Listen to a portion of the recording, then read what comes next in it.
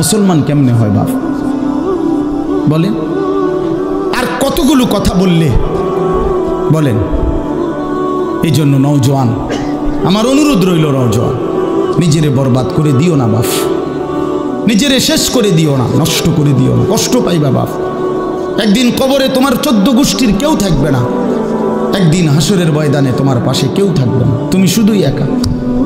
আল্লাহ তাআলা বলছেন, বান্দা আমি এত বড় কোরআন নাজিল করলাম, তারপরে আর কি বললে তুমি ঈমান আনতে? আর কেমনে বলতাম আমি?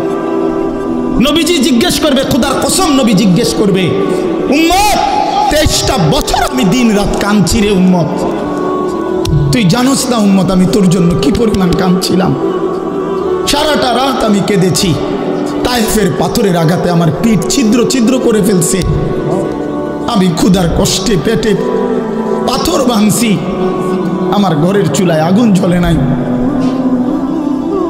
আমি দান্দার শহীদ করে সারাটা দেহ রক্ত মাখা হয়ে বেহুশ হয়ে উহুদের প্রান্তরে পড়েছিলাম, এত কাঁদলাম, এত রক্ত ঝরাইলাম, 23 বছরের বিনিময়ে উম্মত আমি বুঝি তোর কলজাটা নরম করতে পারলাম না। কি বলবেন ভাইয়া?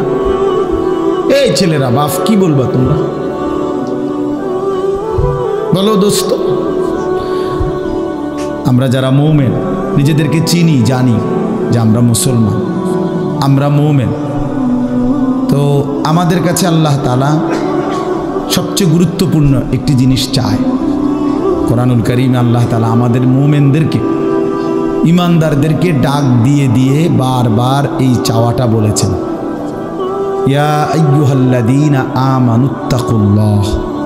এই কথাটা আল্লাহ তাআলা কোরআনুল কারীমে বহুবার বলছেন, হে ইমানদারগণ, হে মুমিনগণ, তোমরা যারা বুঝো যে তোমরা মুসলমান, তোমরা মুমিন, তোমরা ইমানদার, তো আমি আল্লাহ তোমাদেরকে বলছি ইত্তাকুল্লাহ, তোমরা তাকওয়া অবলম্বন করো, তাকওয়া অবলম্বন করো, আল্লাহকে ভয় করো, তাকওয়া গ্রহণ করো। এই কথাইটা, এই তাকওয়া প্রত্যেকটা ইমানদার, প্রত্যেকটা মুসলমান, ছোট বড় জওয়ান বুড়ো, আমাদের সমস্ত ব্যক্তিকে আল্লাহ তাআলা বলেছেন বারবার ইত্তাকুল্লাহ, আল্লাহকে ভয় করো, মানে তাকওয়া অবলম্বন করো। ছেলেরা তোমরা ভাই এই হাতে ধরা যে মোবাইলগুলো এটা নামায় ফেলো। আরে ভাইয়া আমাদের চেহারার দিকে তাকাই আসুন, শুধু শুধু এই মোবাইলটা নিয়ে ব্যস্ত হওয়ার কিচ্ছু নাই বাপ।